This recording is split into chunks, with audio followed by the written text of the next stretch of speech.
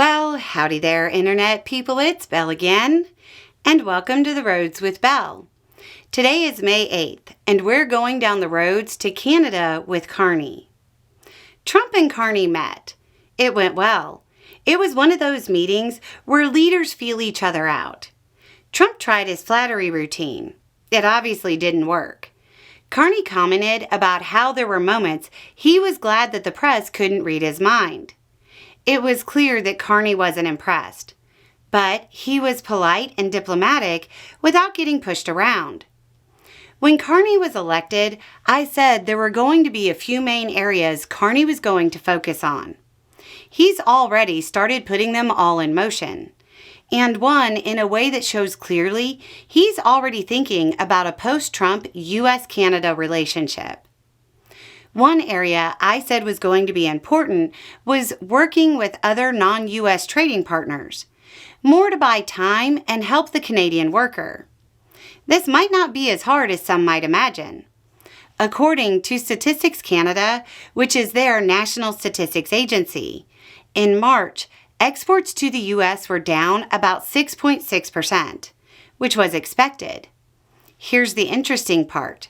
Quote, "This decrease was almost entirely offset by a strong increase in exports to countries other than the United States.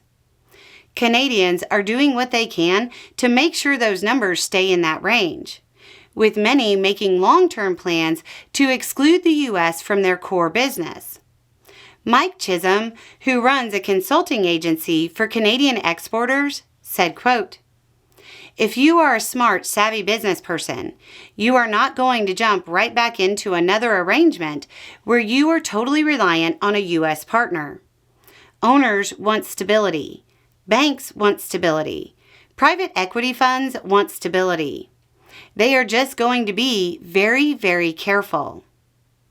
At this point, it is clear that Trump's trade war is doing lasting damage to the U.S. economy as he focuses on trade deficits, which he might not totally understand. I'll put the link down below. Aside from Canada positioning itself with other trading partners, a unique situation is developing where companies importing Chinese goods are using Canadian warehouses and hoping to wait out Trump's tariffs. While those companies are dealing with Canadian warehouses, the Canadians are trying to convince them to keep doing it. For a long time, a lot of goods from China that were bound for Canada were imported to the U.S. first because it was seen as cheaper. That might stop. The U.S. might permanently lose business that will go to Vancouver instead of L.A. Another one Carney was expected to move on was defense spending as a way of boosting the economy. Aside from the standard move of investing in their own defense industries and the expected move to coordinate more with Europe and join up with the revitalization of Europe's defense industry, Canada is being courted by another trading partner. South Korean defense firms are reportedly offering themselves up as an alternative to spending money with the U.S. For Carney, it's probably important to find as many firms outside the U.S. as possible. If your citizens and voters are avoiding buying a certain country's products in stores and canceling vacations in a country, it would be a really bad idea to spend billions with that country's defense industry.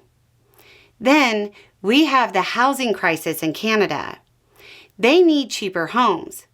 This is where it seems like Carney is thinking like an economist who knows eventually Trump will be out of office, and a lot of people criticizing him are falling for the normalcy bias that says how things are is how they will remain.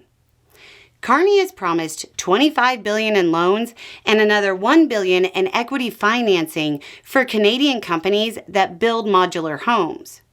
Carney said, quote, "We will create an entirely new Canadian housing industry." Now, there are some criticisms when it comes to the idea of factory-built homes in general, because there's a perception that they have to be low quality. That perception isn't true, but there's not much Carney can do about that. Then, there's the big criticism that the big loans won't pay off once the housing crisis is over. For this plan to pay off, the factories that would make the homes need consistent demand. If the plan works to alleviate Canada's housing problems, then the factories have reduced demand and put themselves out of business. To be clear, this is where I get into a little speculation about what Carney is thinking. It will take years to alleviate Canada's affordable housing problem. Not just 2 or 3, but at least 4. Some say 6 years. Trump won't be in office then. Do you know who else has an affordable housing crisis? We do, the U.S. It certainly seems to me that while Trump is buying into nostalgia and trying to recreate an economy that existed before automation, Carney is literally looking 5 years into the future. If they can nail down the manufacturing process, pun intended, and make it inexpensive, they very well might be exporting the American dream of home ownership to Americans who are still left behind waiting to be great again 5 years from now. So, there you go. A little more information, a little more context, and having the right information will make all the difference. Y'all have a good day.